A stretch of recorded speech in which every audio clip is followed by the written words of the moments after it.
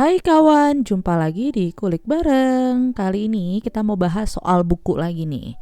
Nah, buku ini niscaya bisa bikin kita lebih memahami soal diri kita sendiri, ya kan?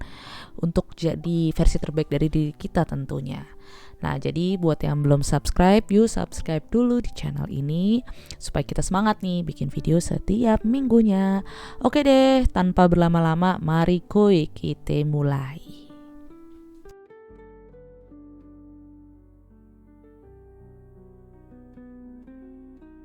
Kawanku pasti pernah nih ngerasa kayak begini. Kayak kita udah berusaha gitu jadi versi terbaik dari diri kita. Tapi entah kenapa rasanya masih terasa kosong. Padahal kita udah coba tuh jadi produktif, secara spiritual juga kita berusaha untuk lebih baik gitu kan. Tapi tetap aja ada suara kecil di dalam diri kita yang berkata bahwa aku belum cukup. Nah, di titik itu, buku yang mau kita bahas ini mungkin akan bisa membantu kita untuk menjawab pertanyaan itulah. Buku ini judulnya The Wisdom of the Enneagram, karya Don Richard Riso dan Russ Hudson. Nah, buku ini tuh datang bukan untuk nambah teori baru sebenarnya, tapi untuk ngenalin nih bagaimana sih peta dari jiwa manusia itu, ya kan?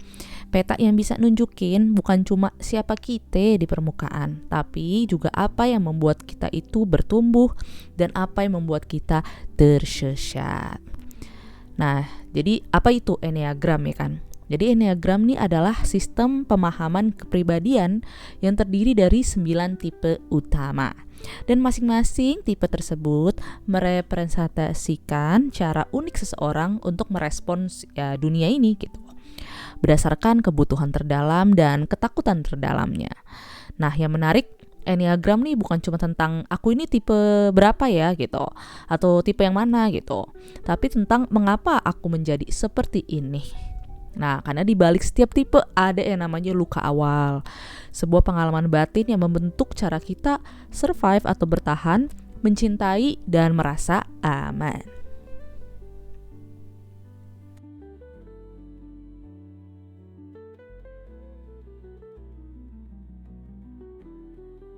Nah, mari kita bahas nih secara ringkas dan reflektif lah ya ke-9 tipe tersebut. Ya, bukan buat menilai, tapi untuk mengenalin diri sendiri aja dan orang lain juga dengan cara yang lebih lembut. Yang pertama ada tipe yang namanya The Reformer, atau mereka yang ingin dunia jadi lebih baik. Orangnya ini biasanya perfeksionis, tapi sering lupa istirahat. Luka mereka adalah takut jadi salah. Jadi pesan buat tipe ini adalah kamu gak harus sempurna untuk menjadi baik. Tipe kedua ada yang namanya The Helper.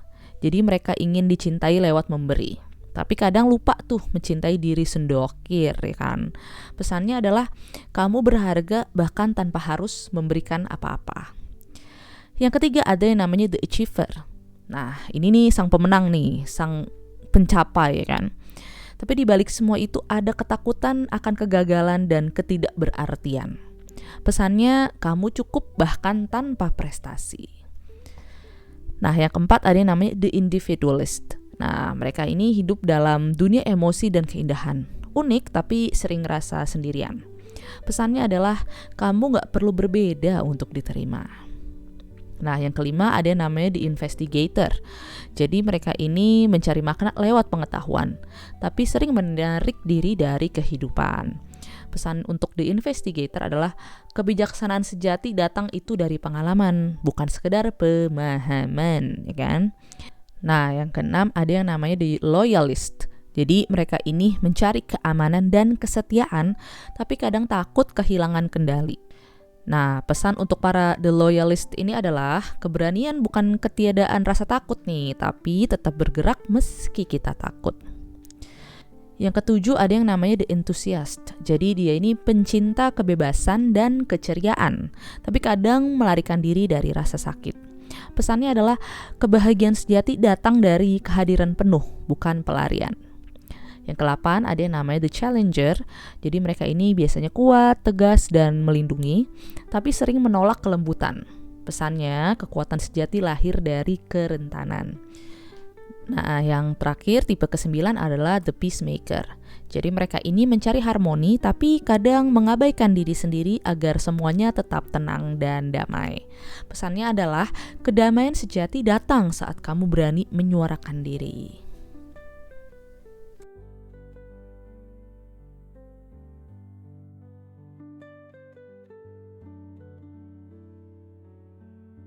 Nah, Don Riso dan Russ Hudson bilang bahwa Enneagram tuh bukan alat untuk mengkotak-kotakan orang. Justru sebaliknya, ini adalah alat untuk membebaskan diri kita dari kotak yang selama ini kita bangun sendiri, ya kan?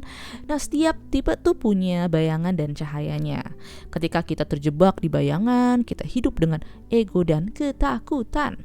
Tapi ketika kita mulai sadar, kita membuka pintu menuju potensi sejati. Contohnya, misalnya nih tipe 1. Tipe 1 itu kan the reformer. Nah, dia itu bisa berubah dari keras menjadi bijak. Atau tipe 3. Tipe 3 itu the achiever. Jadi mereka bisa berubah dari ambisius menjadi inspiratif. Atau misalnya tipe 4. Nah, tipe 4 itu adalah the individualist. Mereka bisa jadi dari sensitif menjadi kreatif yang menyembuhkan. Intinya semua tipe tuh punya jalannya menuju kebijaksanaan. Dan dari kebijaksanaan itulah lahir saat kita belajar menerima, bukan menolak diri kita apa adanya.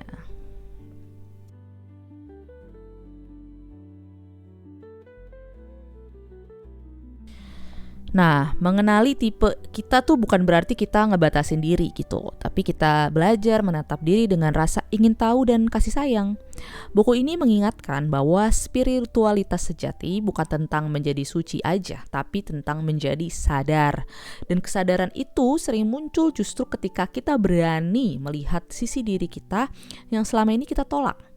Kamu tuh gak harus berubah sepenuhnya gitu, kita nggak perlu menjadi orang lain gitu ya kan, mengubah diri seutuhnya, tapi kita perlu menyadari pola-pola yang mengurung kita dan perlahan kita melepaskannya.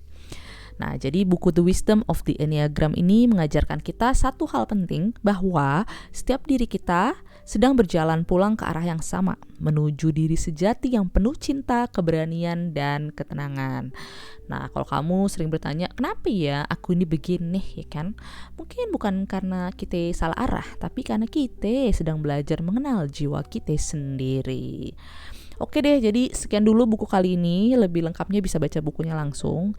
Dan terima kasih sudah menonton. Dan jangan lupa untuk selalu support channel ini dengan subscribe, comment, like, dan share sebanyak-banyaknya ke orang yang kita sayangi. Oke?